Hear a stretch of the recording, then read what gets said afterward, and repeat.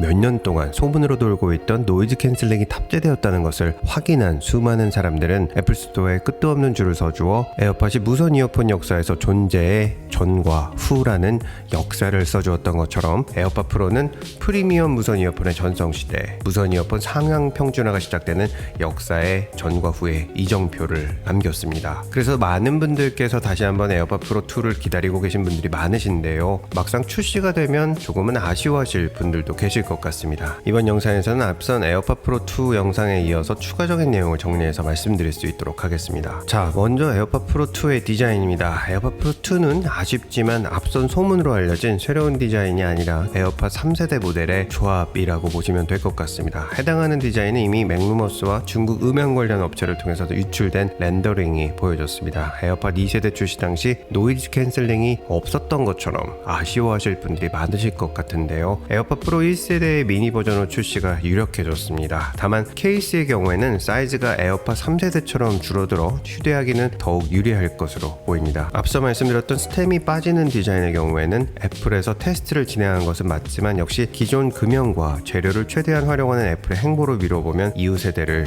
기약하게 되었습니다. 에어팟 프로 2 케이스는 스피커가 탑재되어 에어팟 유니처럼 나의 찾기 기능에서 소리를 듣고 찾을 수 있게 될 전망입니다. 또 추가적으로 케이스에 마이크가 탑재되어 보청기 기능으로 활용하게 된다는 소문이 있습니다. 무엇보다 사이즈가 획기적으로 줄어들어 휴대하기는 매우 편리해질 전망입니다. 자, 무엇보다 큰 화두죠. 에어팟 프로 2 충전 케이스에 USB-C가 적용된다는 루머가 있는데요, 애플이 EU 관련법에 대응하기 위해서 이렇게 될 것이라고 하는데, 저 개인적인 견해로는 에어팟 프로 2의 USB-C 탑재보다는 기존의 라이트닝 유지가 될 것으로 예상됩니다. 또 정확한 시점을 말씀드리기는 어렵지만 2024년 이후 출시되는 에어팟 시리즈 또한 충전 단자를 없애고 무선 충전으로 유도할 가능성도 충분히 있다고 말씀드리고 싶습니다. 에어팟 프로의 가장 큰 특징이었던 액티브 노이즈 캔슬링 기능은 시끄러운 곳에서는 노이즈 캔슬링 기능이 강하게 작동되고 조용한 곳에서는 약하게 작동되는 적응형 노이즈 캔슬링으로 적용될 수 있을 것으로 예상되는데요, 시끄러운 곳에서 소리를 올리지 않아도 되기 때문에 청력이 보호되고, 또 조용한 곳에서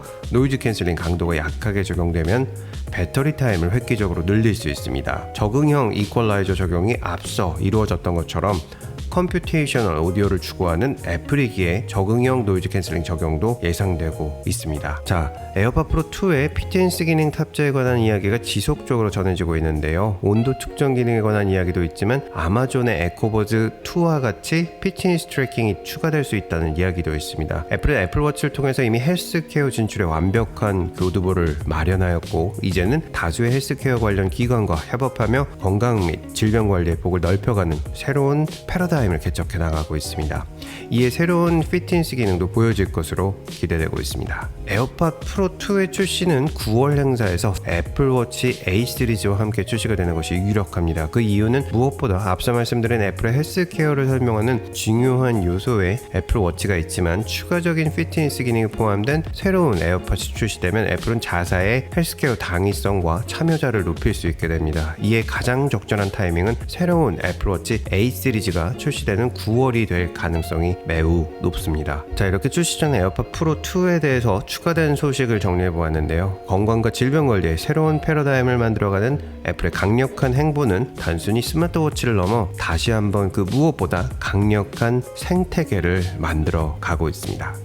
감사합니다. 뉴욕에서 루트9이었습니다.